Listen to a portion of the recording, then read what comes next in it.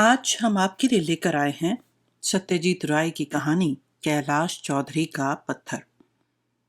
यह फेलुदा कहानियों की श्रृंखला में हमारी दूसरी कहानी है जिसका अनुवाद हम हिंदी में लेकर आए हैं।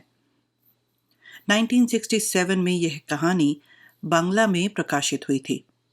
इसका अंग्रेजी में भी अनुवाद हो चुका है। आइए सुनते हैं कैलाश चौधरी का पत्थर मेरे यानी मनीषा के साथ, केवल कथा कहानी काव्य पर।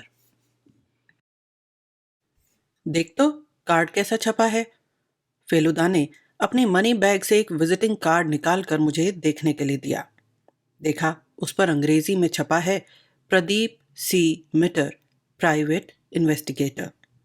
समझ गया, अब फेलुदा अपनी जासूसी फैलाना चाहता है, और ऐसा वह क्यों न करे। बादशाही अंगूठी के शैतान को फेलुदा ने जिस प्रकार काबू में किया था, उस बात को वह गर्व से डंके की चोट पर कह सकता है। उसके बदले उसने सिर्फ एक विजिटिंग कार्ड छपवाया है। फेलुदा का नाम अपने आप फैल चुका था। मुझे मालूम है कि इस बीच उसे 2-3 सनसनीखेज घटनाओं के लिए जासूसी करने का ऑफर मिला था, मगर उनमें से कोई उसके मन के लायक ना होने के कारण उसने सारे प्रस्ताव ठुकरा दिए थे।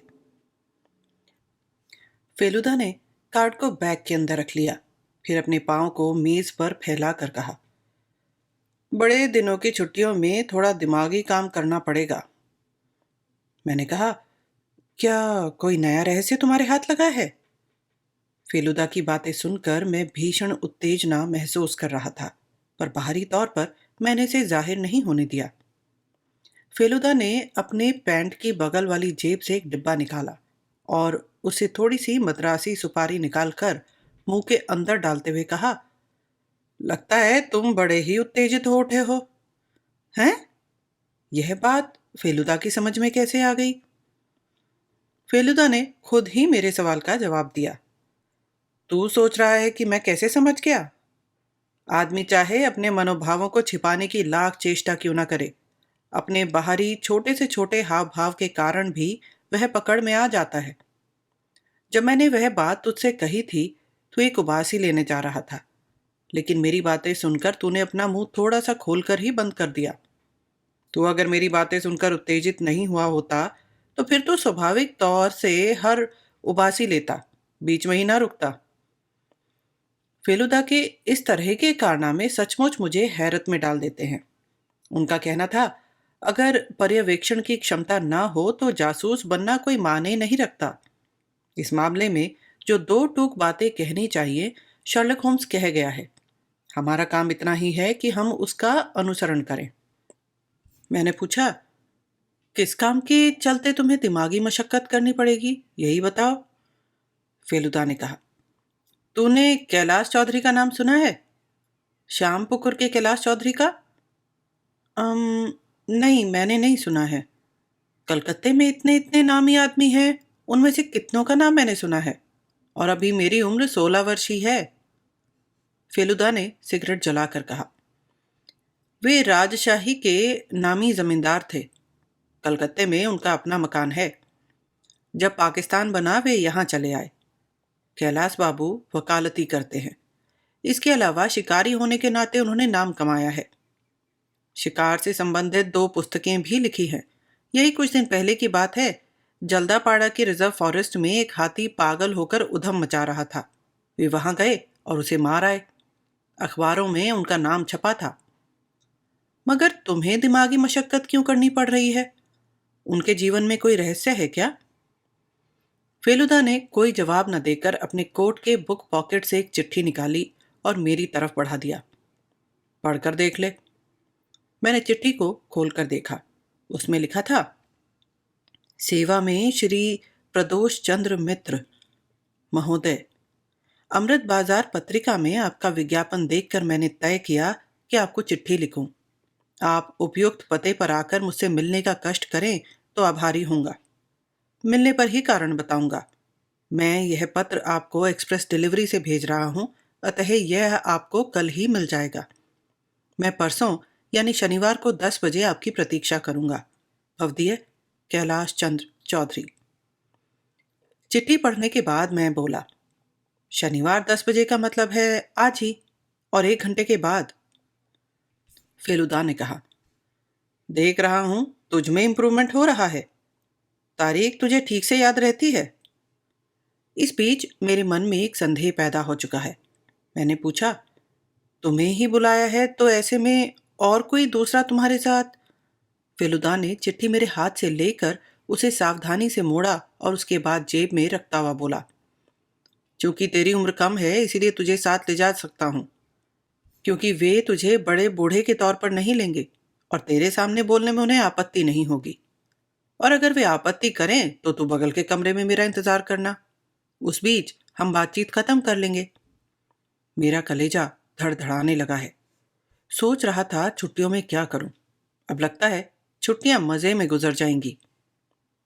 जब 10 बजने में 5 मिनट बाकी थे, हम ट्राम से कर्नवालिस स्ट्रीट और श्याम पुकुर स्ट्रीट के मोड़ पर पहुंचे।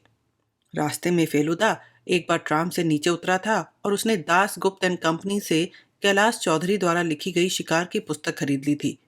पुस्तक का नाम था शिकार का नशा। रास्ते में उसने पुस्तक को उलट पलट कर देखा। ट्राम से उतरते समय उसे कंधे से लटकती झोली में रखकर बोला, पता नहीं ऐसे हिम्मतवर आदमी को जासूस की जरूरत क्यों पड़ गई है। 51 नंबर श्याम पुकुर स्ट्रीट पुराने जमाने का एक गेट वाला मकान है जिसे अट्टालिका कहा जाता है। सामने की तरफ के बगीचे, फव्वारे और प्रस्तर मूर्ति को पार करने के बाद जब हमने दरवाजे पर के कॉलिंग बेल को दबाया, आधे मिनट के दरमियान ही हमें पैरों की आहट सुनाई दी। दरवाजा खुलने पर हमारी नजर एक भले आदमी पर पड़ी। उनको देखकर मुझे लगा कि यह कैलाश बाबू नहीं हो सकते हैं, क्योंकि शेर का शिकार करने वाले आदमी का चेहरा इतना असहाय नहीं हो सकता है। वे मझले कद के, मोटे सोटे गोरे रंग के आदमी हैं। उम्र 30 से ज्यादा नहीं होगी। आंखों से सरलता और बचपने का भाव टपक रहा है। देखा, उनके हाथ में एक मैग्नीफाइंग ग्लास है। आप लोग किससे मिलना चाहते हैं? उनकी आवाज औरतों की तरह ही महीन और कोमल है। फेलुदा ने कार्ड निकाल कर उन्हें दिया और कहा, कैलाश बाबू से मेरा अपॉइंटमेंट निश्चित हुआ है। उन्होंने मुझे पत्र लिखा था। उन्होंने कार्ड पर सरसरी दृष्टि डाली और बोले, अंदर चलिए। दरवाजे से घूमकर हमने सीढ़ियां तय की और एक दफ्तर नुमा कमरे के अंदर पहुंचे। उन्होंने हमसे इंतजार करने को कहा। आप लोग जरा बैठ जाइए, मैं मामा जी को सूचना दे आता हूं। एक बहुत ही पुरानी काले रंग की मेज के सामने हम हत्थे वाली कुर्सियों पर बैठ गए। कमरे के तीनों ओर अलमारियों में पुस्तकें भरी थी। सामने की मेज पर निगाह पड़ते ही मैंने एक मजेदार चीज देखी। 3 अदद स्टैम्प एल्बम एक के ऊपर एक स्तूपाकार रखे हुए हैं और एक एल्बम खुली हुई हालत में पड़ी है जिसमें स्टैंपों की कतारें हैं। बहुत से सेलोफीन में कुछ स्टैंप अलग से भी रखे हुए हैं। इसके अलावा स्टैंप जमा करने की ज़रूरत आने वाली बहुत सी चीज़ें हैं, जैसे हिंज, चमचा, कैटलॉग इत्यादि। अब समझ में आया कि वह सज्जन अपने हाथ वाले मैग्नीफाइंग ग्लास को इसी काम के लिए उपयोग में लाते हैं और वे ही हैं इन स्टैंपों के संग्रहकर्ता। फेलुदा भी उन्हीं चीज़ों की ओर ताक रहा था, मगर इसकी बाबत हम दोनों में कोई बातचीत हो इसके पूर्व ही वह सज्जन लौट आए थे। उन्होंने कहा, आप लोग बैठक में चलकर बैठिए, मामा जी अभी अभी आ गए। बैठक में हमारे सिर के ऊपर बड़े बड़े झाड़ फानूस लटके थे। हम वहां सफेद गिलाफ से ढके एक बड़े सोफे पर बैठ गए। कमरे के चारों तरफ पुरानी धनाढ्यता की छाप थी। एक बार मैं अपने पिताजी के साथ बेला घाट के मालिकों के घर गया था। वहां भी इसी तरह का असबाब, पेंटिंग, मूर्तियां और गुलदस्ते देखे थे। इसके अलावा उस कमरे के फर्श पर रॉयल बंगाल टाइगर की एक खाल थी और दीवार पर 4 हिरण, 2 चीतों और एक भैंसे के सिर थे। लगभग 10 मिनट बैठने के बाद मध्य वयस्क परंतु जवान जैसे सज्जन ने कमरे के अंदर प्रवेश किया। उनका रंग गोरा था, नाक के नीचे पतली मूछें, देह पर रेशमी पंजाबी पजामा और ड्रेसिंग गाउन। हम दोनों ने खड़े होकर उन्हें नमस्कार किया। मुझ पर नजर पड़ते ही उनकी भौहों पर बल पड़ गए। फेलुदा ने कहा, ये मेरा चचेरा भाई है। वे हम लोगों की बगल के सोफे पर बैठकर बोले, आप दोनों क्या साथ साथ जासूसी करते हैं? फेलुदा ने हंसकर कहा, जी नहीं, पर इसे घटना चक्र ही कह सकते हैं कि मेरे जितने भी केस रह चुके हैं, तपेश मेरे साथ ही था। वह कभी किसी परेशानी में नहीं डालता है। ठीक है, अवनीश, तुम जा सकते हो। इन लोगों के लिए नाश्ते का इंतजाम करो। स्टैंप संग्रह करने वाले सज्जन दरवाजे के सामने खड़े थे। अपने मामा जी का आदेश सुनकर वे चले गए। कैलाश चौधरी ने फेलुदा की ओर ताकते हुए कहा, आप कुछ अन्यथा मत लें। मेरी चिट्ठी क्या आप लोग अपने साथ ले आए हैं? फेलुदा ने मुस्कुराकर कहा, मैं प्रदोष मित्र हूं या नहीं, आप इसी का सबूत चाहते हैं ना? यह रही आपकी चिट्ठी। फेलुदा ने अपनी जेब से कैलाश बाबू की चिट्ठी निकालकर उनके हाथ में रख दी। उन्होंने उसे एक बार सरसरी निगाहों से देखा और थैंक यू कहकर फेलुदा को वापस कर दिया। इतनी सावधानी बरतनी ही चाहिए। खैर, शायद आप जानते होंगे कि मैं एक शिकारी की हैसियत से प्रसिद्ध हूं। फेलुदा ने कहा, जी हाँ। कमरे की दीवार पर के जानवरों के मस्तकों की ओर उंगली से इशारा करते हुए वे बोले, इन सबों का शिकार मैंने ही किया है। जब मैं 17 साल का था, मैंने बंदूक चलाना सीखा। उसके पहले एयरगन से चिड़ियों का शिकार करता था। आमने सामने की लड़ाई में कभी जानवर मुझे मात नहीं कर सका है, लेकिन जो दुश्मन अदृश्य और अज्ञात रहता है, वह मुझे बड़ा ही परेशान कर मारता है। वे फिर चुप हो गए। मेरा कलेजा पुनः धड़कने लगा। मुझे यह मालूम है कि अभी वे रहस्य की बातें बताएंगे, मगर थे इतने तौर तरीके से धीरे धीरे असली बातों की ओर जा रहे हैं कि सस्पेंस बढ़ता जा रहा है। कैलाश बाबू ने फिर से कहना शुरू किया, आपकी इतनी कम उम्र होगी यह मालूम नहीं था। आपकी उम्र कितनी है? फेलुदा ने कहा, 28। आप पर मैं जिस काम का भार सौंपने जा रहा हूं, यह आपके लिए कितना मुमकिन है पता नहीं। इस मामले में मैं पुलिस की सहायता नहीं लेना चाहता, क्योंकि इसके पहले एक मामले में सहायता मांगने पर मैं धोखा खा चुका हूं। पुलिस अक्सर असली काम के बजाय बेकार के काम करने लगती है। और यह बात भी सही है कि युवकों को मैं अश्रद्धा की दृष्टि से नहीं देखा करता हूं। मुझे इस बात पर विश्वास है कि कच्ची उम्र में अगर बुद्धि परिपक्व हो तो वह बहुत ही जोरदार हुआ करती है। अब कैलाश बाबू को चुप रहने का मौका देकर फेलुदा गला खंखार कर बोला, घटना क्या है, अगर वही बताएं। कैलाश बाबू ने इस बात का जवाब ना देकर अपनी जेब से एक मुड़ा हुआ कागज निकाला और उसे फेलुदा को देते हुए बोले, देखिए, इसे पढ़कर आपकी समझ में क्या बात आती है? फेलुदा ने जैसे ही उस कागज को खोला, मैंने झुककर उस पर सरसरी निगाह दौड़ाई। उसमें अंग्रेजी में जो कुछ लिखा था उसका अर्थ यह है, पाप का भार मत बढ़ाओ। जिस चीज पर तुम्हारा अधिकार नहीं है, उसे तुम आगामी सोमवार को तीसरे पहर 4 बजे के पहले ही विक्टोरिया मेमोरियल के दक्षिणी फाटक से 20 हाथ अंदर रास्ते के बाईं ओर लिली के फूलों की पहली कतार के पहले पौधे के नीचे रख जाना। आदेश की अगर अवहेलना करोगे या पुलिस की सहायता लोगे तो इसका नतीजा ठीक नहीं होगा। अपने अनेकानेक शिकारों की तरह तुम भी शिकार में परिणत हो जाओगे। यह बात गांठ में बांध कर रख लो। आपकी समझ में क्या बात आती है? कैलाश बाबू ने गंभीर स्वर में पूछा। फेलुदा कुछ देर तक उस पत्र को ध्यान से देखता रहा। उसके बाद बोला, हाथ की लिखावट बिगाड़ी गई है, क्योंकि एक ही अक्षर को 2-3 स्थानों में 2-3 तरह से लिखा गया है और नए पैड के पहले पन्नों पर पत्र लिखा गया है। यह आपने कैसे मालूम किया? पैड के कागज पर लिखने से उसके बाद के पन्ने पर पहले की लिखावट की कुछ छाप रह जाती है। यह पन्ना बिल्कुल चिकना है। Very good. और कुछ? इसको देखकर और कुछ कहना असंभव है। यह पत्र डाक से मिला था?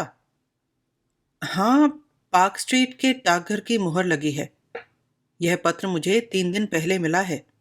आज शनिवार है, 20 तारीख। फेलुदा ने चिट्ठी लौटाते हुए कहा, अब मैं आपसे कुछ सवाल करना चाहता हूं, क्योंकि आपके बारे में सिवा आपकी कहानियों से संबंधित बातों के मुझे कुछ मालूम नहीं है। ठीक है, पूछिए। मुंह में मिठाई डालते हुए पूछिए। नौकर चांदी के प्लेट में रसगुल्ला और इमरती रख गया था। फेलुदा को खाने के लिए कहना नहीं पड़ता है। उसने चट से एक पूरे रसगुल्ले को मुंह के अंदर डालकर कहा, चिट्ठी में जिस वस्तु का उल्लेख है वह क्या है? कैलाश बाबू ने कहा, बात क्या है बताता हूं। जिस चीज पर मेरा अधिकार ना हो वैसी कौन सी चीज मेरे पास है, मैं खुद ये नहीं जानता हूं। इस घर में जितनी भी चीजें हैं उन्हें या तो मैंने खुद खरीदा है या वे मेरी पैतृक संपत्ति है। उनके बीच ऐसी कोई चीज नहीं है जिसे वसूलने के लिए मुझे कोई इस तरह का पत्र लिख सकता हो। तब हाँ, मेरे पास एक ऐसी चीज है जिसे आप कीमती और लालच पैदा करने वाली चीज कह सकते हैं। वह क्या चीज है? एक पत्थर। पत्थर? कीमती पत्थर। आपने खरीदा है? नहीं, खरीदा नहीं है। फिर क्या आपकी पैतृक संपत्ति है? नहीं। यह पत्थर मुझे मध्य प्रदेश के चांदा के पास एक जंगल में मिला था। एक शेर का पीछा करते हुए हम लोग 3-4 आदमी एक जंगल में घुस रहे थे। आखिर में वह शेर मारा गया। निकट ही एक बहुत पुराने जीर्ण और परित्यक्त देव मंदिर में एक देवता के कपाल पर यह पत्थर जड़ा हुआ था। संभवतः इसके बारे में हम लोगों से पहले किसी को पता नहीं था। उस पत्थर को आपने ही क्या सबसे पहले देखा था? मंदिर पर सबकी निगाह गई थी, पर पत्थर को पहले मैंने ही देखा था। उस बार आपके साथ कौन कौन थे? राइट नामक एक अमेरिकी नौजवान, किशोरी लाल नाम का एक पंजाबी और मेरा भाई केदार। आपके भाई भी शिकार किया करते हैं? करता था। अब करता है या नहीं पता नहीं। 4 बरसों से वह विदेश में है। विदेश का मतलब? स्विट्जरलैंड में घड़ी का कारोबार करता है। जब आपको पत्थर मिला था, आप लोगों में उसके लिए छीना झपटी नहीं हुई थी? नहीं, क्योंकि उसकी कितनी कीमत हो सकती है उसकी जानकारी मुझे तब हासिल हुई जब मैंने कलकत्ता लौटने के बाद उसे जौहरी को दिखाया। उसके बाद इस समाचार का पता किस किस को चला था? मैंने ज्यादा आदमियों से नहीं कहा था। यूं भी मेरे सगे संबंधी ज्यादा नहीं हैं। मैंने अपने 2-4 वकील मित्रों से कहा था और शायद मेरे भांजे अवनीश को यह बात मालूम है। वह पत्थर आपके घर में ही है?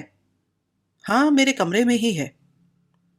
इतनी कीमती चीज को आपने बैंक में क्यों नहीं रखा? एक बार रखा था। जिस दिन मैंने रखा उसके दूसरे दिन मोटर दुर्घटना हुई और मैं मरते मरते बचा। उसके बाद मेरे मन में यह धारणा बैठ गई कि उसे अगर अपने पास नहीं रखूंगा तो दुर्भाग्य के दिन आ जाएंगे। यही वजह है कि मैं बैंक से ले आया। हम्म। फेलुदा का खाना खत्म हो चुका है। उसकी भौहों की ओर ताकने पर मेरी समझ में यह बात आई कि उसने सोचना शुरू कर दिया है। उसने पानी पीकर रुमाल से अपना मुंह पोंछा और बोला, आपके घर में कौन कौन है? मैं हूं, मेरा भांजा अवनीश है और मेरे 3 पुराने नौकर हैं। इसके अलावा मेरे पिताजी भी हैं, मगर वे बिल्कुल नाकाम हो गए हैं। एक नौकर हमेशा उनके लिए तैनात रहता है। अवनीश बाबू कौन सा काम करते हैं? कुछ खास नहीं। डाक टिकटों का संग्रह करने का उसे नशा है। उसका कहना है कि वह डाक टिकटों की एक दुकान खोलेगा। फेलुदा ने कुछ देर तक सोचा, फिर मन ही मन कुछ हिसाब लगाते हुए कहा, आप क्या यही चाहते हैं कि मैं पत्र लिखने वाले का पता लगा दूं?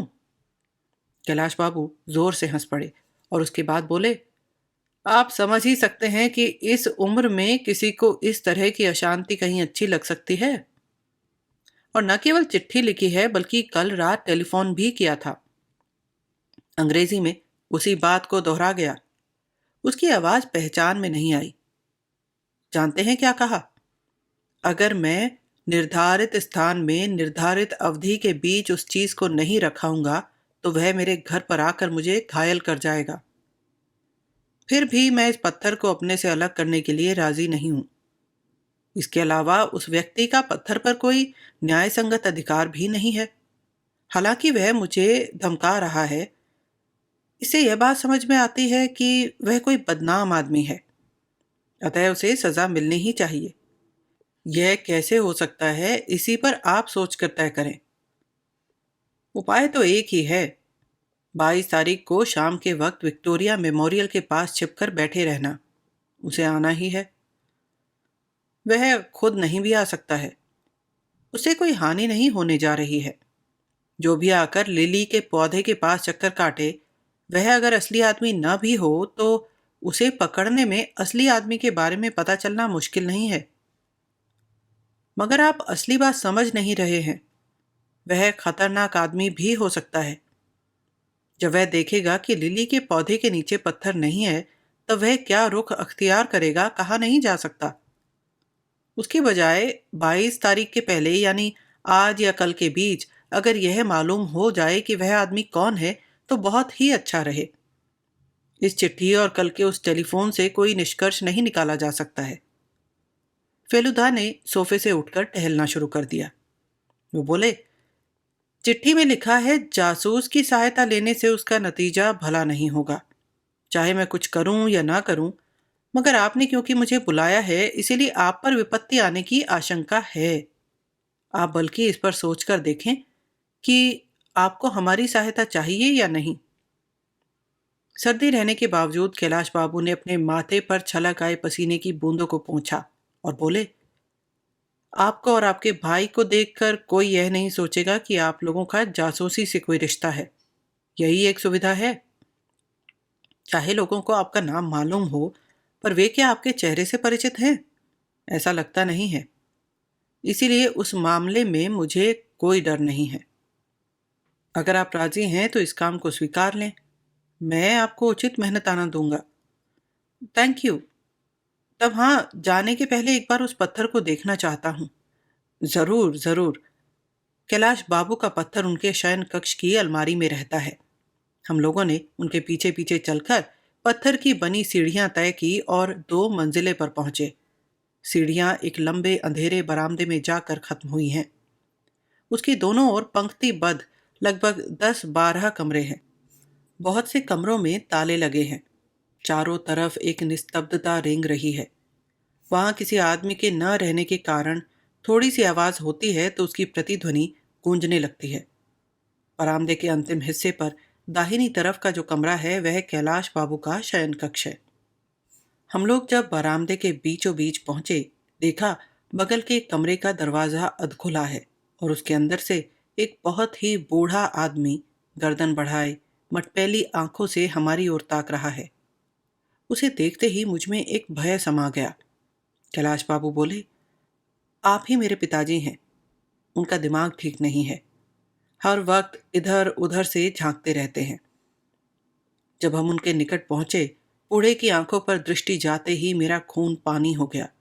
वे उसी भयावह दृष्टि से कैलाश बाबू की ओर ताक रहे थे। अपने पिता के कमरे को पार कर जब वह कुछ दूर गए तो कैलाश बाबू बोले, मेरे बाबूजी को सभी पर गुस्सा है। उनकी धारणा है सभी उनकी अवहेलना करते हैं।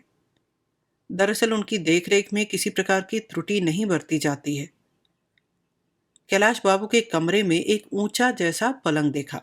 पलंग के सिरहाने कमरे के कोने में अलमारी थी। उसे खोलकर उन्होंने दराज से एक नीले रंग का मखमली बक्सा निकाला और बोले, संतराम दास की दुकान से यह बक्सा इसीलिए खरीदा था कि इसमें पत्थर रखूं।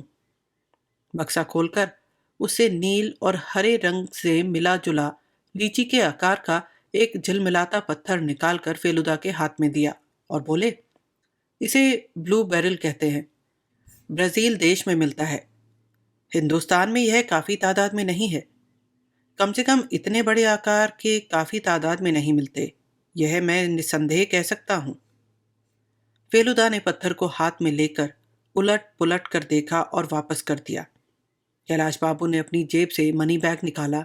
उसके बाद मनी बैग से 10 रुपए के 5 नोट निकालकर फेलुदा की ओर बढ़ाते हुए बोले, यह बतौर पेशगी है। काम हो जाए तो बाकी पैसा चुका दूंगा। थैंक यू कहकर फेलुदा ने नोटों को अपनी जेब के हवाले किया। अपनी आंखों के सामने मैंने उसे पहली बार रुपया कमाते हुए देखा।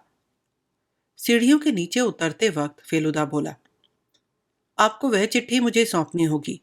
मैं अवनीश बाबू से 2-4 बातें करना चाहता हूँ। हम जब नीचे पहुंचे ठीक उसी समय बैठक में टेलीफोन की घंटी टनटना उठी। कैलाश बाबू ने आगे बढ़कर टेलीफोन उठाया। हेलो।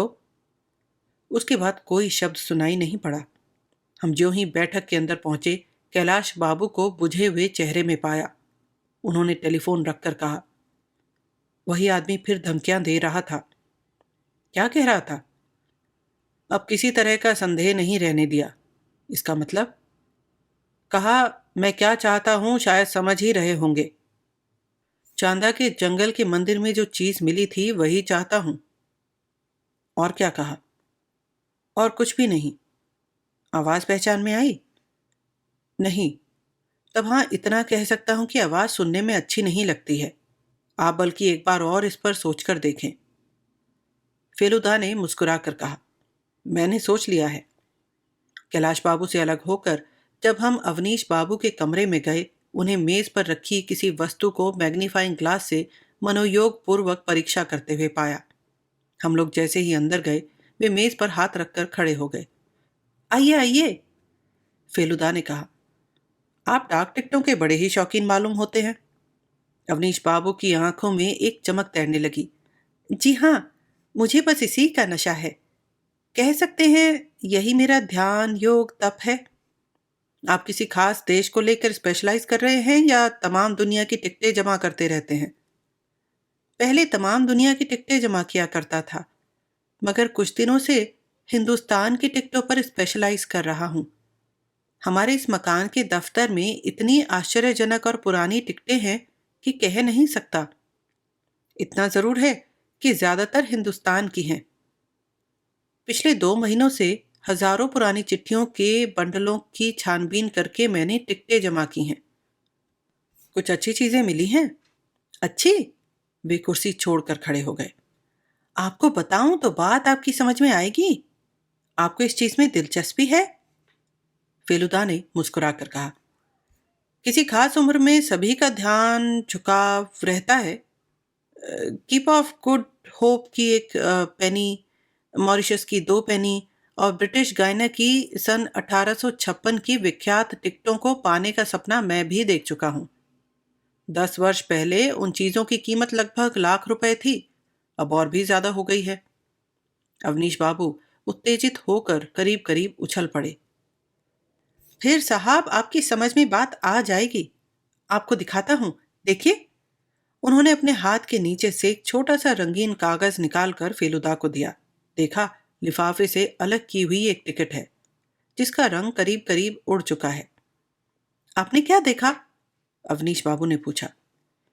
फेलुदा ने कहा, एक आध 100 साल पुरानी हिंदुस्तानी टिकट है। इस पर विक्टोरिया की तस्वीर है। इस टिकट को पहले ही देख चुका हूं। देख चुके हैं ना? अब इस ग्लास से देखिए। फेलुदा ने मैग्नीफाइंग ग्लास को अपनी आंखों से लगाया। अब क्या दिख रहा है?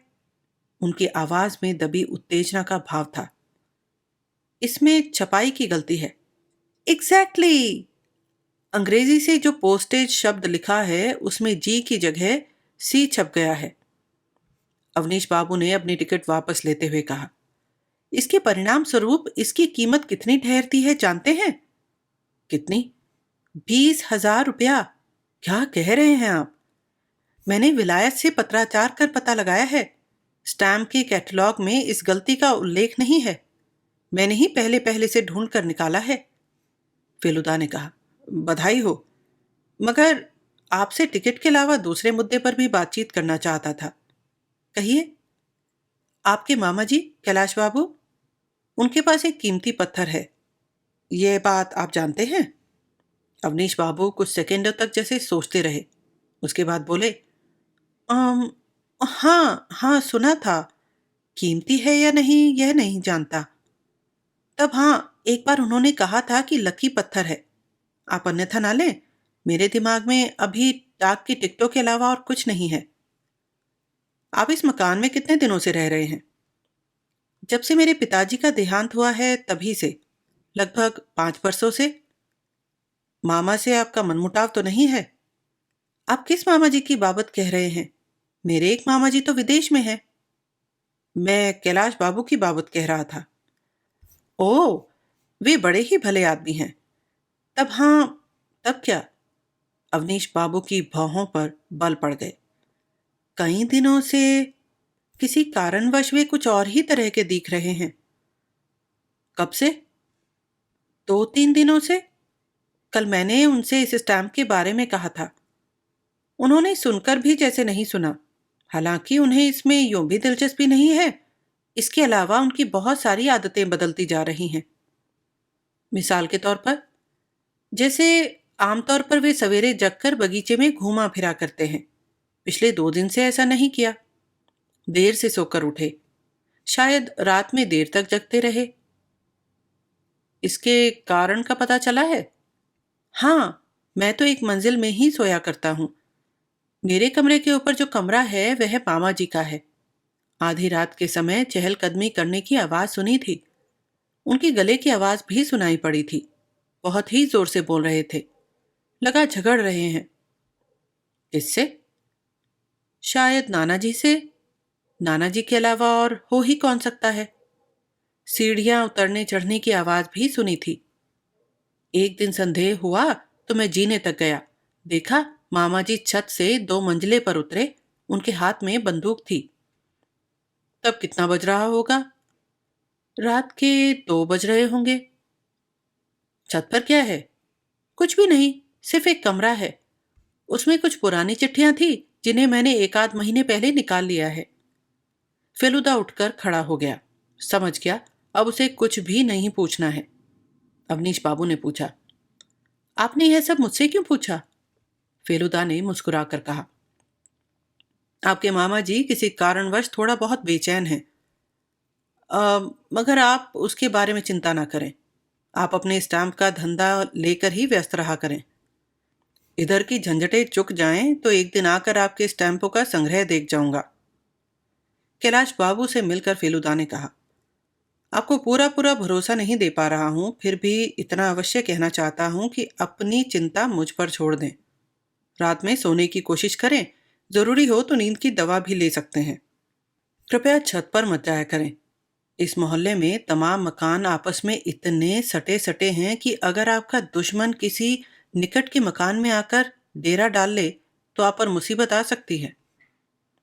कैलाश बाबू ने कहा, मैं छत पर गया था जरूर, पर मेरे पास बंदूक थी। आवाज सुनाई पड़ी थी, मगर जाने पर कुछ मिला ही नहीं। बंदूक आप हमेशा अपने साथ लिए रहते हैं ना? हाँ। तब हाँ, आदमी के दिल की बेचैनी कभी कभी उसके हाथों की उंगलियों में संचारित होती रहती है। ज्यादा दिनों तक इस तरह की स्थिति रहेगी तो पता नहीं मेरे निशाने का क्या नतीजा होगा। दूसरे दिन रविवार था। दिन भर फेलुदा अपने कमरे में चहलकदमी करता रहा। तीसरे पहर 4 बजे उसे पैंट उतार कर जब पजामा पहनते देखा तो मैंने पूछा, तुम बाहर निकल रहे हो? फेलुदा ने कहा, सोच रहा हूँ विक्टोरिया मेमोरियल जाकर एक बार लिली के पौधों को देखाऊं। तू चलना चाहता है तो चल। हम ट्राम से रवाना होकर लोअर सर्कुलर रोड पर उतरे और वहां से पैदल चलकर 5 बजे विक्टोरिया मेमोरियल के दक्षिणी फाटक पर पहुंचे। इस और लोगों का आना जाना कम ही रहा करता है। खास तौर पर शाम के वक्त जो भी आदमी आते हैं वे सामने की ओर ही आया करते हैं, यानी उत्तर की ओर, किले के मैदान की ओर। हम फाटक से घुसकर जब अंदाज से 20 कदम बढ़े होंगे कि बाईं ओर सचमुच लिली के पौधों की कतारें देखी। उसकी पहली कतार के पहले पौधे के नीचे पत्थर रखने को कहा गया था। लिली के पौधे जैसी खूबसूरत वस्तु देखकर भी मेरा कलेजा कांपने लगा। फेलुदा ने कहा, चाचा जी के पास एक दूरबीन थी ना? वही जिसे वे उस बार अपने साथ दार्जिलिंग ले गए थे। मैंने कहा, हाँ है।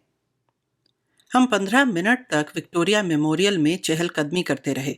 उसके बाद एक टैक्सी से हम सीधे लाइट हाउस के पास पहुंचे। फेलुदा क्या सिनेमा देखना चाहता है, लेकिन अंततः सिनेमा न जाकर वह विपरीत दिशा की एक किताब की दुकान के भीतर घुसा। बहुत सारी पुस्तकों को उलटने पलटने के बाद फेलुदा ने एक मोटी जल्द के स्टैम्प कैटलॉग को उठाया और उसके पन्नों को पलटना शुरू कर दिया। मैं बगल से बुड़बुड़ाया, तुम्हें अवनीश बाबू पर संदेह हो रहा है?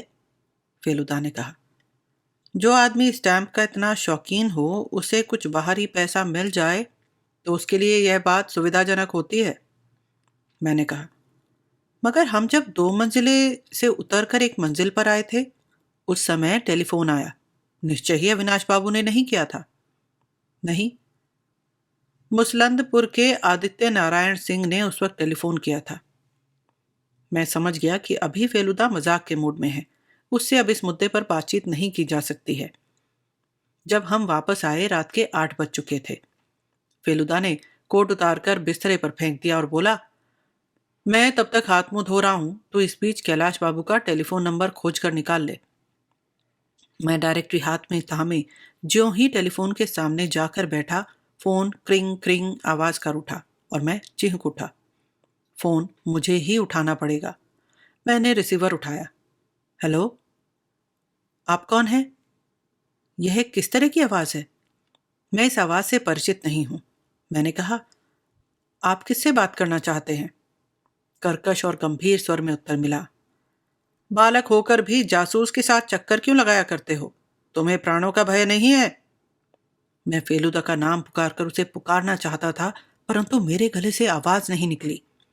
कांपते कांपते जब मैंने टेलीफोन का रिसीवर रखने जा रहा था तो सुनाई पड़ा, चेतावनी दे रहा हूं, तुम्हें और तुम्हारे भैया को भी। नतीजा अच्छा नहीं होगा। मैं जड़वत कुर्सी पर बैठा रह गया।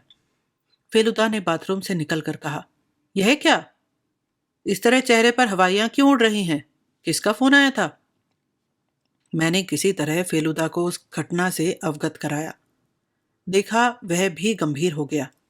उसके बाद मेरी पीठ पर एक धौल जमाते हुए कहा, घबरा मत, हम लोगों के साथ पुलिस रहेगी। विपत्ति में फंसने का कोई भय नहीं है। बस एक बार विक्टोरिया मेमोरियल चलना ही पड़ेगा। उस रात अच्छी तरह नींद नहीं आई। उसका कारण सिर्फ टेलीफोन ही नहीं था। कैलाश बाबू के मकान की बहुत सी चीजें बार बार आंखों के सामने तैरती रहीं।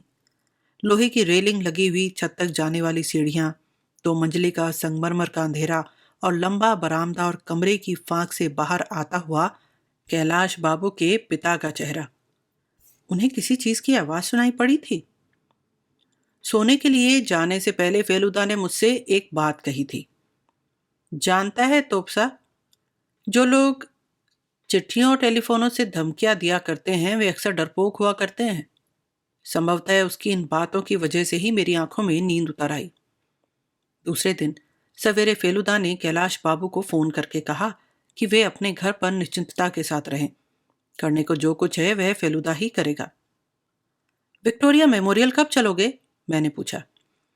कल जिस वक्त गया था ठीक उसी वक्त, फेलुदा ने कहा। ड्राइंग कॉपी और पेंसिल है ना तेरे पास? मैं थोड़ा घबरा गया। क्यों? उन्हें लेकर क्या करना है या नहीं यही बता। है, अपने साथ ले लेना। लिली के पौधे की विपरीत दिशा में तू तस्वीर बनाना, पेड़ पौधे, मेमोरियल की बिल्डिंग या किसी चीज की। मैं तेरा शिक्षक रहूंगा। फेलुदा तस्वीर बनाने में कुशल हैं, खासतौर पर उस आदमी का वह एक ही क्षण में पोर्ट्रेट बना सकता है जिसे वह देख चुका है। इसीलिए उसके लिए ड्राइंग मास्टर का काम बेनामी जैसा नहीं लगेगा। जाड़े के दिन छोटे हुआ करते हैं। यही वजह है कि हम 4 बजने के कुछ पहले ही विक्टोरिया मेमोरियल पहुंच गए। सोमवार को भीड़ बहुत ही कम रहा करती है। 3 अदद पैराम्बूटर में साहबों के बच्चे हैं जिन्हें लेकर नेपाली आयाएं घूम फिर रही हैं। वहां खड़ा एक परिवार मारवाड़ी जैसा लगा। इसके अलावा 2-4 बूढ़े हैं। इस तरफ और कोई दूसरा आदमी नहीं है। कंपाउंड के अंदर ही मगर गेट से थोड़े फासले पर चौरंगी की ओर एक विशाल पेड़ के तले 2 पट पहने व्यक्ति दिख पड़े। उनकी ओर इशारा करते हुए फेलुदा ने मुझे अपनी कोहनी से आहिस्ता से धक्का दिया। मैं समझ गया कि वे ही पुलिस के आदमी हैं। उन लोगों के पास निश्चय ही रिवॉल्वर होंगे। फेलुदा से पुलिस के कुछ आदमियों की काफी जान पहचान है, यह बात मुझे पहले से ही मालूम है। मैंने लिली के पौधों की कतारों की विपरीत दिशा में थोड़े फासले पर बैठकर पेंसिल से तस्वीर बनाना शुरू कर दिया। इस हालत में कहीं तस्वीर बनाने में मन लग सकता है? आंख और मन कहीं और भटकने लगते हैं। फेलुदा बीच बीच में आकर डांटता है और पेंसिल से जल्दी जल्दी कुछ बना देता है। मुझसे दूर हट जाने के बाद ही फेलुदा दूरबीन को अपनी आंखों से लगाकर इधर उधर देखता है। सूर्य अस्त होने को है। पास ही गिरजाघर की घड़ी डिंग डोंग कर रही 5 बजने की सूचना देती है।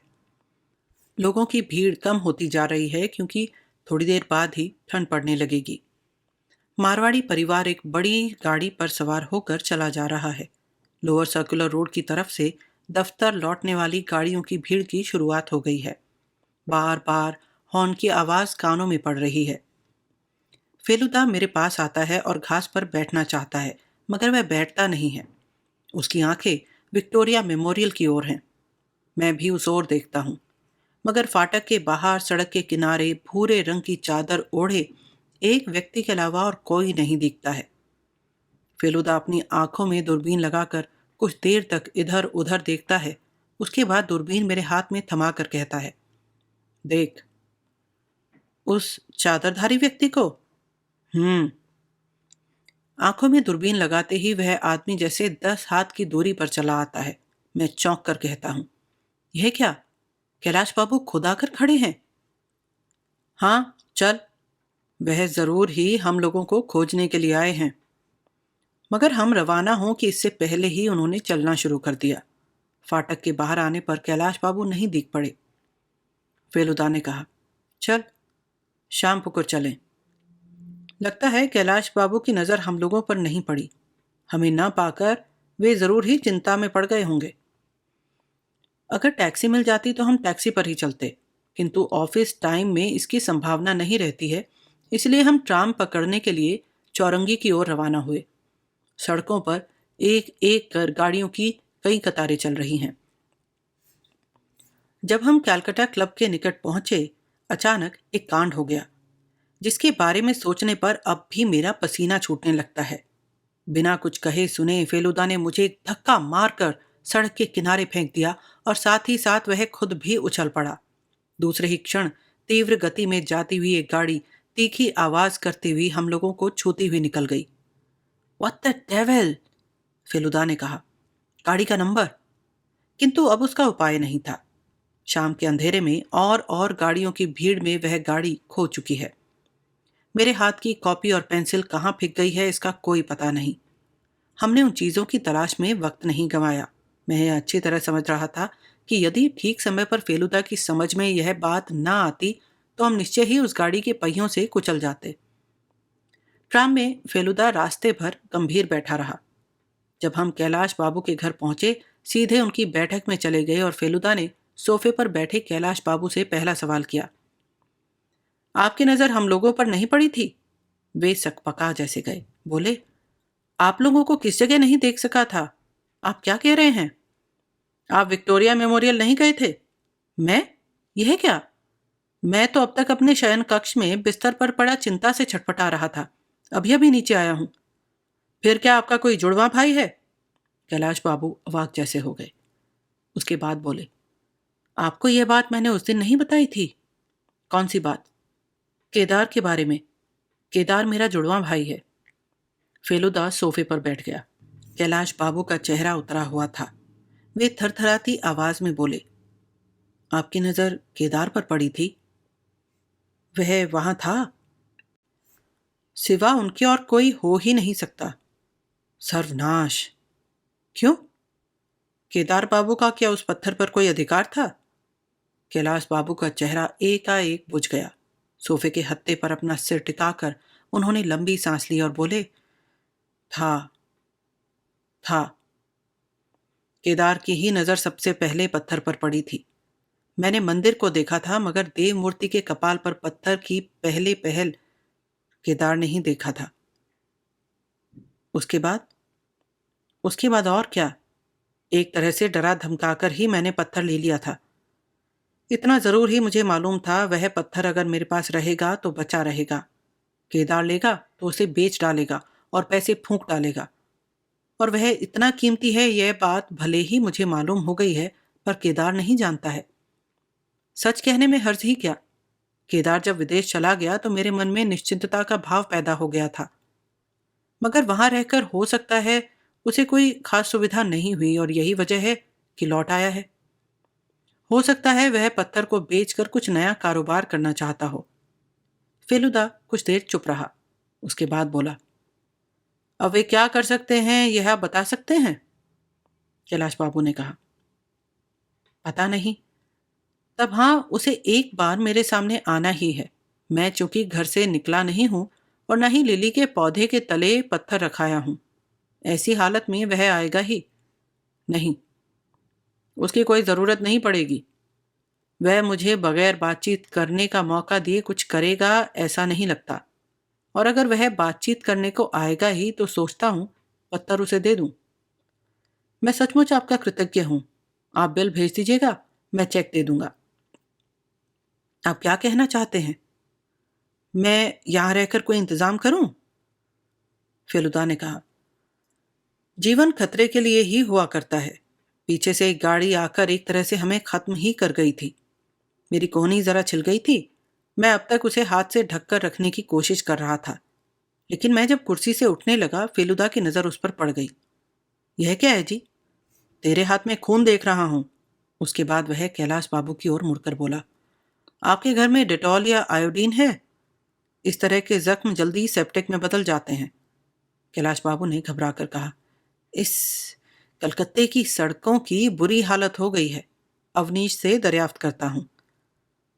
अवनीश बाबू के कमरे के बाहर जाकर उनसे डिटॉल के बारे में पूछते ही वे अवाक जैसे हो गए और बोले, आप तो 7 दिन पहले ही लाए थे, वह क्या खत्म हो गया?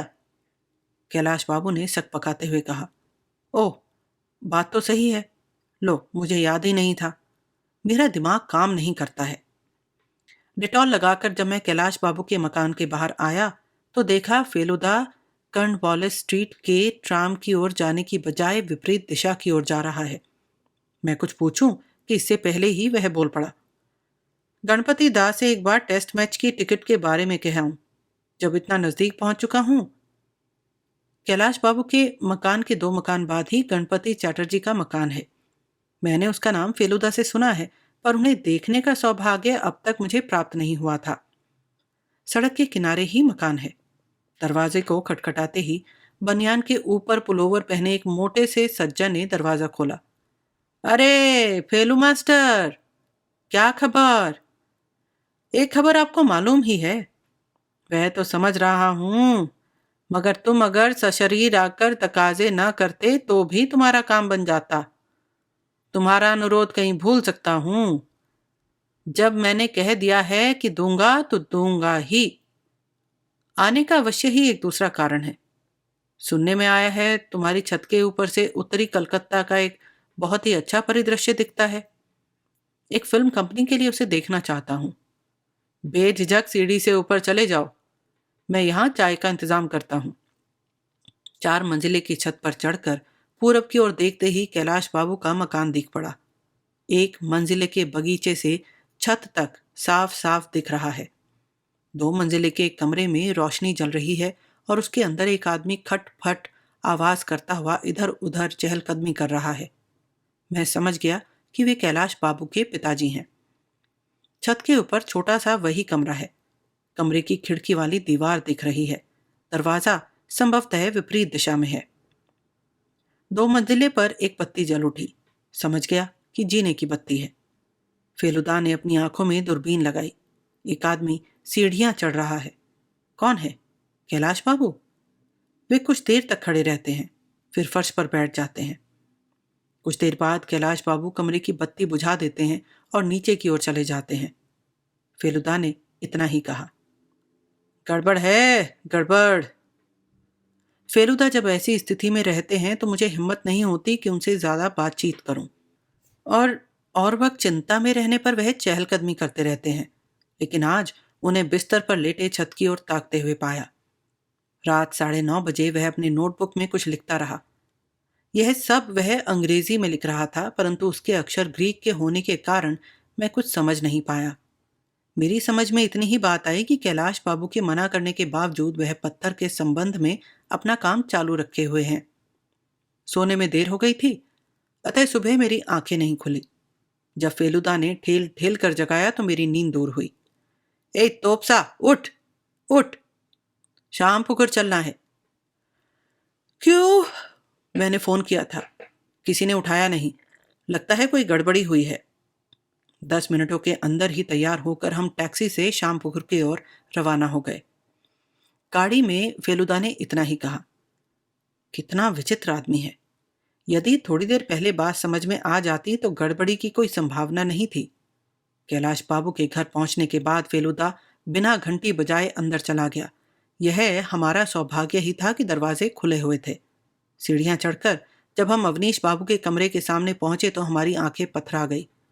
मेज के सामने एक कुर्सी उल्टी हुई है और उसकी बगल में अवनीश बाबू पड़े हैं। उनके दोनों हाथ पीछे की ओर बंधे हैं और मुंह में रुमाल ठूंसा हुआ है। फेलुदा ने घुटने के बल बैठकर आधे मिनट के अंदर ही हाथ की रस्सी खोल दी और उनके मुंह में ठूंसे हुए रुमाल को बाहर निकाल लिया। अवनीश बाबू बोले, ओह, थैंक गॉड। फेलुदा ने पूछा, आपकी यह हालत किसने की है? अवनीश बाबू हांफते हांफते उठकर बैठ गए और बोले, मामा ने, कैलाश मामा ने। मामा का दिमाग गड़बड़ा गया है। उस दिन यह बात आपसे मैंने कही नहीं थी। सवेरे मैं कमरे में बत्ती जलाकर काम कर रहा था। मामा ने कमरे के अंदर आते ही बत्ती बुझा दी। उसके बाद माथे पर चोट की। फिर क्या हुआ मालूम नहीं। कुछ देर पहले मैं होश में आया हूं, मगर हिलडुल नहीं पा रहा था। मुंह से आवाज नहीं निकल रही थी। उफ। और कैलाश बाबू? फेलुदा करीब करीब चिल्ला उठे। मैं नहीं जानता। फेलुदा एक ही छलांग में कमरे के बाहर चला आया। मैं भी उसके पीछे पीछे भागा। बैठक में किसी को न पाकर 3-3 सीढ़ियों को एक एक कदम में तय करता हुआ फेलुदा 2 मंजिले पर पहुंचा और हड़बड़ाता हुआ कैलाश बाबू के कमरे के अंदर चला गया। पलंग पर नजर पड़ते ही यह समझ में आ गया कि यहाँ को लेटा हुआ था, मगर अब कमरा खाली था। अलमारी के दरवाजे खुले हुए थे। फेलुदा ने दौड़कर दराज खोलकर जो चीज बाहर निकाली वह था मखमल का वही बक्सा। खोलकर देखने पर पता चला पत्थर ज्यों का त्यों रखा हुआ है। अब अवनीश बाबू भी वहां आकर उपस्थित हो गए। उनके चेहरे की हालत दयनीय थी। उन पर निगाह पड़ते ही फेलुदा ने पूछा, छत के कमरे की चाबी किसके पास है? अवनीश बाबू ने सकपका कर कहा, वह तो वह तो मामा जी के पास है। फिर छत पर चलना चाहिए। इतना कहकर फेलुदा उन्हें खींचता हुआ अपने साथ ले गया। अंधेरी सीढ़ियां चढ़कर जब हम तीनों छत पर पहुंचे तो देखा छत का कमरा बाहर से बंद है। अब फेलुदा की देह की ताकत का मुझे पता चला। दरवाजे से 3 हाथ पीछे हटकर उसने शेर की तरह छलांग लगाकर 4 बार अपने कंधे से दरवाजे पर धक्का लगाया और चौथे धक्के में कड़ियां काटियों के साथ उखड़ गईं। दरवाजे खुल चुके थे। अंदर अंधेरा रेंग रहा था। हम तीनों कमरे के अंदर गए। जब धीरे धीरे आंखें अभ्यस्त हो गईं तो देखा एक व्यक्ति अविनाश बाबू की तरह बंधी हुई हालत में पड़ा है। यह कौन है? कैलाश चौधरी या केदार चौधरी? फेलुदा ने रस्सी की गांठ खोली और उन्हें अपनी गोद में लेकर वह सीढ़ियां उतरने लगा। उसके बाद उन्हें कैलाश बाबू के कमरे में लाकर बिस्तर पर लिटाया। वह आदमी फेलुदा की ओर फटी फटी आंखों से ताकता हुआ बोला, आपने ही क्या? फेलुदा ने कहा, जी हाँ, मेरा ही नाम प्रदोष मित्र। शायद आपने ही मुझे चिट्ठी लिखी थी, मगर आपसे न तो भेंट हो सकी और न जान पहचान ही। अवनीश बाबू, इनके लिए दूध का प्रबंध कीजिए। मैं अवाक होकर उस व्यक्ति की ओर ताक रहा था। फिर यही सज्जन कैलाश बाबू हैं। वे तकिए से टिककर सीधे बैठ गए और बोले, देह में ताकत थी इसीलिए जिंदा बच गया। कोई दूसरा होता इन 4 दिनों के दरमियान। फेलुदा ने कहा, आप उत्तेजना में मत आएं। कैलाश बाबू ने कहा, कुछ बताना ही होगा, नहीं तो मामला साफ साफ आपकी समझ में आएगा ही नहीं। आपसे मुलाकात हो तो कैसे? जिस दिन आपको मैंने चिट्ठी भेजी उसी दिन उसने कैद कर लिया, सो भी चाय में दवा मिलाकर मुझे बेहोश करके, वरना देह की ताकत से वह मुझे अपने वश में नहीं कर सकता था। और उसी दिन से वे कैलाश बाबू बनकर बैठ गए थे। कैलाश बाबू ने दुख के साथ माथा हिलाते हुए कहा, गलती मेरी ही है। लंबा चौड़ा हाँकना जैसे हम लोगों के रक्त में समा गया है। मैंने जबलपुर के मार्केट में 50 रुपए में एक पत्थर खरीदा था। पता नहीं क्या दुर्बुद्धि आई कि चांदा के जंगल के देव मंदिर की कहानी बुनकर केदार को मैंने हैरत में डाल दिया। उसी दिन से उसने पत्थर के प्रति लोभ पैदा हो गया। वह मेरे सौभाग्य को बर्दाश्त नहीं कर पाता था। मेरा बहुत कुछ बर्दाश्त नहीं कर पाता था। शायद वह सोचता था हम दोनों जुड़वा भाई हैं, आंखों से देखने पर दोनों में कोई अंतर नहीं, फिर भी मेरा गुण, मेरा उपार्जन और मेरा भाग्य उसके गुण, उपार्जन और भाग्य से पीछे क्यों रहे? वह खुद बेपरवाह और रेकलेस था। एक बार जाली नोट बनाने के मुकदमे में फंस चुका था। मैंने ही उसे किसी तरह बचाया था। मुझसे ही कर्ज लेकर वह विलायत गया था। मैंने सोचा विपत्ति टली। यही 7 दिन पहले, पिछले मंगलवार को घर लौटने पर मैंने पत्थर को गुम पाया। उसके बारे में याद ही नहीं था। नौकरों को मैंने मारा पीटा, परंतु कोई नतीजा नहीं निकला। बृहस्पतिवार की सुबह आपके पास पत्र भेजा। उसी दिन रात में वह आया। बाजार में पूछताछ करने पर उसे पता चला था कि उस पत्थर की कीमत कुछ भी नहीं है, हालांकि उसने लाख रुपए का सपना देखा था। गुस्से में वह पागल हो गया। उसे रुपए की जरूरत थी, कम से कम 20,000 रुपए की। उसने मुझसे मांगा। मैं सहमत नहीं हुआ। इस पर उसने मुझे बेहोश कर कैदी बना लिया। कहा, जब तक मैं रुपया नहीं दूंगा तब तक वह मुझे छोड़ेगा नहीं। इस बीच वह कैलाश चौधरी बनकर बैठा रहा और अदालत नहीं जाएगा, छुट्टी लेकर बैठा रहेगा। फेलुदा ने कहा, जब मैं आपकी चिट्ठी पाकर यहाँ आया तब से कठिनाई महसूस करने लगे। यही वजह है कि हमें 10 मिनट तक बिठाकर रखा और उस बीच उन्होंने एक धमकी भरी चिट्ठी और काल्पनिक शत्रु की कल्पना की। अगर वे ऐसा न करते तो हमें संदेह होता। मेरे रहने से विपत्ति की आशंका थी। यही वजह है कि टेलीफोन पर धमकी देकर और हमें गाड़ी से दबाने की कोशिश कर उन्होंने हमें अपने रास्ते से हटाना चाहा। कैलाश बाबू की भौहों पर बल पड़ गए। वे बोले, मैं सोच रहा हूं कि केदार अचानक मुझे इस तरह छोड़कर कैसे चला गया। कल रात तक मैं उसे रुपया देने के लिए राजी नहीं हुआ था। वह क्या खाली हाथ ही चला गया? अवनीश बाबू कब दूध लेकर आ चुके थे, यह बात हमारे ध्यान में आई ही न थी। अचानक उनकी चिल्लाहट सुनकर हम चिहुक उठे। वे खाली हाथ क्यों जाने लगे? मेरी टिकट, मेरी कीमती विक्टोरिया के टिकट लेकर वे चलते बने हैं। फेलुदा ने फटी फटी आंखों से अविनाश बाबू की ओर ताकते हुए कहा, यह क्या लेकर चलते बने? हाँ, ले गए हैं। केदार मामा मुझे कंगाल बनाकर चले गए।